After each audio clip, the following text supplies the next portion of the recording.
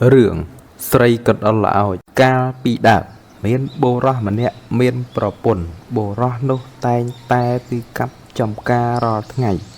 lúc cặp từ đó đam chơi thông mũi đa chia cần lấy đa đạch còn đó so rồi nữ vừa ao đạch còn đó sỏ miền xích đây phật phay dạng khẳng đạch còn đó so có ban ông võ bồ ra nô thả xôm ỏi lục tốc ta đam chơi mùi nô nhom nâng pom mía mùi đồng ỏi lục rò ngày pro pun xua thả ta nét ban mía một bì nè đây thả nên công chọn đằng ấy cheแต่ตกตือប្រពន្ធសួរថាបើអ្នកមិនប្រាប់ខ្ញុំនឹងទៅប្តឹងអ្នករាជការឬទទួលថ្វាយស្ដេចថាអ្នកជាអ្នកលួចព្រះរាជទ្រព្យពេលនោះអ្នកនឹងមានទោសបុរសនោះឮប្រពន្ធថាដូច្នេះក៏ភ័យហើយបានថ្លែងប្រាប់ទៅប្រពន្ធតាមដំណើរដែលបានមាសមកពីស្ដេចកណ្ដុរសនោះ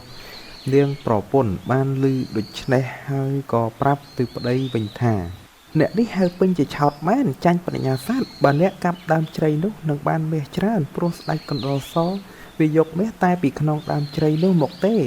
បុរសនោះបានរឹកឡើងទៅកាប់ដើមជ្រៃពេលលាយប់ស្ដេចកណ្ដុរសក៏នាំគ្នាទៅលួចយកមាសពីផ្ទះបុរសនោះទាំងអស់យកមកវិញ